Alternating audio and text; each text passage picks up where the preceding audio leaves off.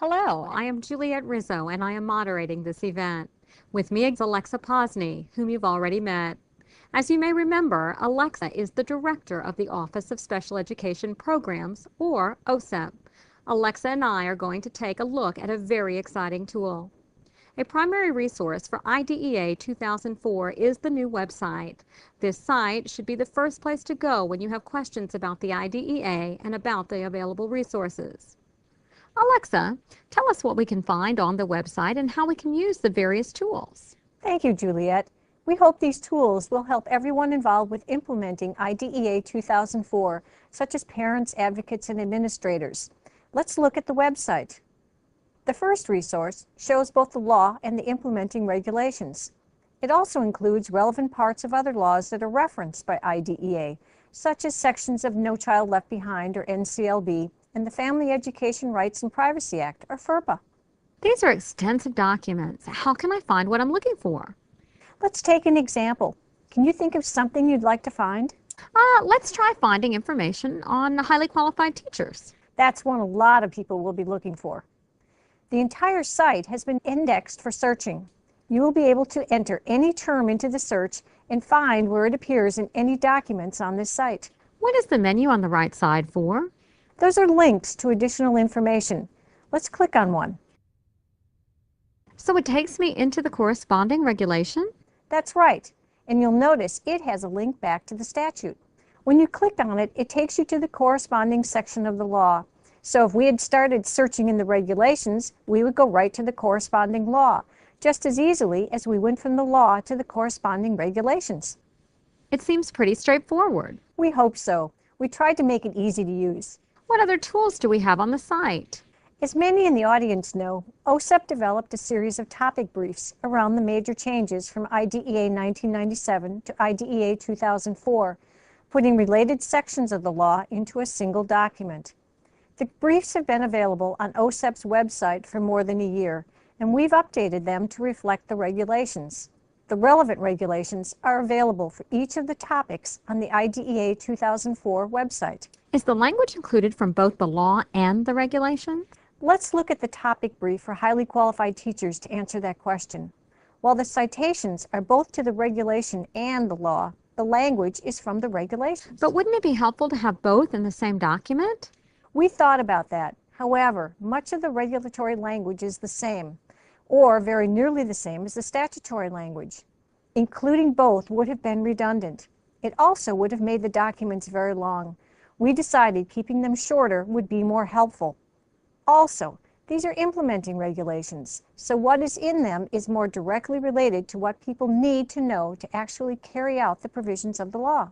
I see. That makes sense. What else have you got for us? Well, the next piece isn't quite finished, but we're very excited about it.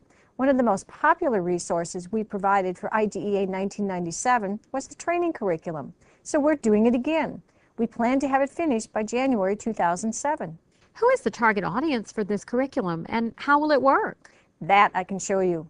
We have some of the pieces in place already, such as the introduction, the background of IDEA. That presumably hasn't changed. Except to be updated from 1997 to 2004, you're right. And I can also show you what the content of the curriculum will include. This section shows the user what will be included in each of the sections. I see now how this answers the target audience question I posed earlier. Exactly. We have strands that are specifically targeted around the responsibilities of the major constituent groups that we believe will find the training useful, such as parents, guardians and advocates, local level administrators, including principals, local level providers, including teachers, early interventionists, related services providers, paraprofessionals, and state staffs. So if you are training local level administrators, you'd only have to use those materials. Not necessarily.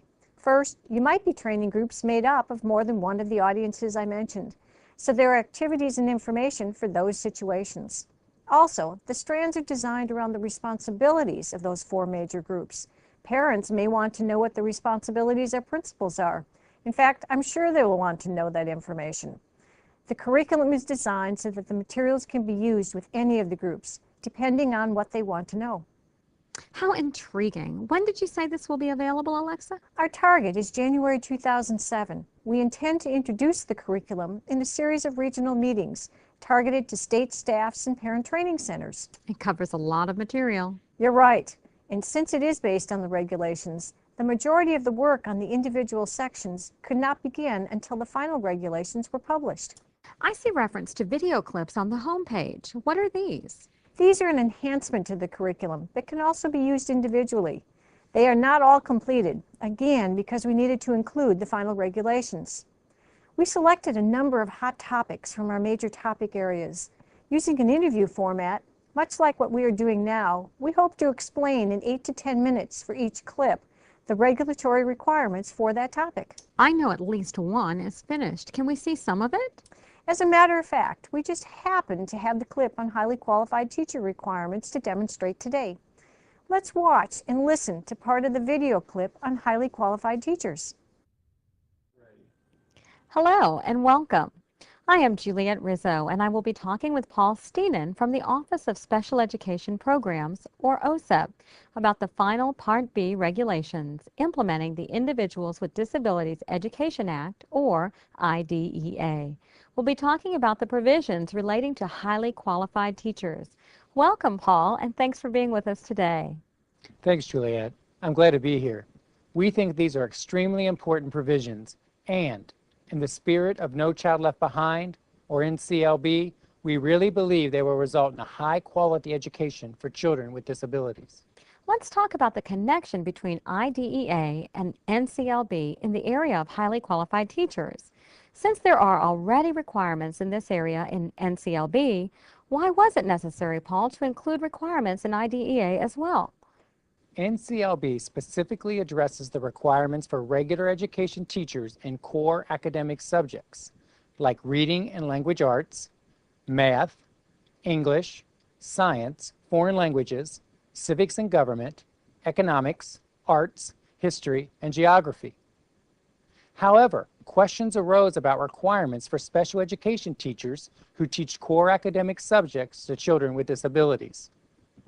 When Congress amended IDEA in 2004, it specifically included requirements around highly qualified teachers. We thought the interview format would be more appealing than a lecture format. We're working hard on the other clips and will make them available as soon as they are finished. There are a lot of resources on this website. And we're not finished. Let's look at the dialogue guide that is a companion to the video clips. There will be a dialogue guide for each video clip.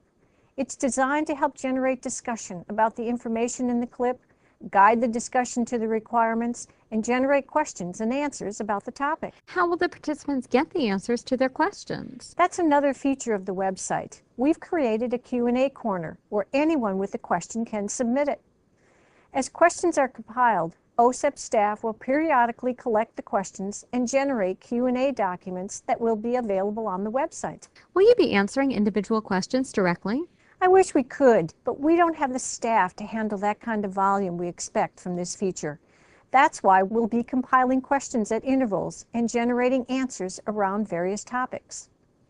As you can see, we've already included the Q&A document on children with disabilities placed by their parents in private schools. As questions come in through the Q&A corner, we'll create similar documents around topics of general interest. It looks as if OSEP has put in a lot of time thinking about the resources and how to use existing technology to make them available. It hasn't just been OSEP. We've been reaching out to our partners in a variety of ways, through conferences, individual conversations, and especially through our Special Education Technical Assistance and Dissemination, or TA&D network. The network has a good handle on what our various stakeholders and constituents are asking for and what their interests are.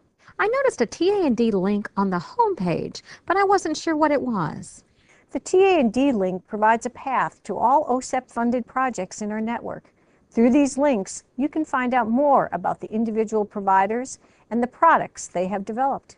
And in keeping with our example theme, can I assume there is something in the network to support states with questions related to highly qualified teachers? Yes. As you know, the impetus for this began with the NCLB and its requirements around highly qualified teachers. The National Comprehensive Center for Teacher Quality is jointly funded by OSEP and the Office of Elementary and Secondary Education, emphasizing again our collaborative responsibilities for highly qualified teachers in both general and special education. The Center has designed specific tools to help people as they implement the requirements of IDEA 2004 and NCLB. As you can see, the Center provides a variety of resources to enhance teacher quality in math and science. This website seems to have quite a variety of resources at hand. Our objective was to organize a one-stop shop that is useful, contains all the IDEA 2004 resources, and that is one mouse click away for users. There are significant changes in IDEA 2004, and we want everyone to have the most current information. Well, this website seems to accomplish that goal. We seem to be near the end of our web tour. Almost, but I think perhaps two of the most important resources are left. We've included a calendar of upcoming events with training opportunities, conferences, and meetings related to IDEA 2004. We will update the calendar over the coming months. It also will be interactive, so everyone will have access to the activities. And finally, alternate formats. You'll see that one alternate format is a CD that we intend to include everything on the website, except the calendar, from law and regulations to the links to the TA&D network providers. Don't you need the internet connection for the links? Yes, and we plan that if you put the CD into a computer that is online to the World Wide Web, you can link directly to the projects. If not, you can jot down the web address for later use. CDs will be made available at no charge to all state directors of special education, Part C coordinators, and parent training and information centers. Of course, that will happen when all the video clips and the curriculum are completed. When the Part C regulations are published, a link will be included. You've compiled a lot of information into a single location. We realize that everyone involved with IDEA needs information and support to implement the significant changes that have been made in this reauthorization. We regret that everything isn't available today, but we're very excited about the release of the final regulations. We've been planning the various activities and materials for several months and will work as quickly as possible to make them available. Thanks for taking the time today to walk us through this website and to introduce us to its resources. You're quite welcome. We invite everyone to take a look at what is already available on the web. Send us your questions through the Q&A corner. Find out what's available through our TA&D network. We look forward to working with our partners at all levels as we learn about the regulations together and work to improve results for infants, toddlers, and children with disabilities and their families.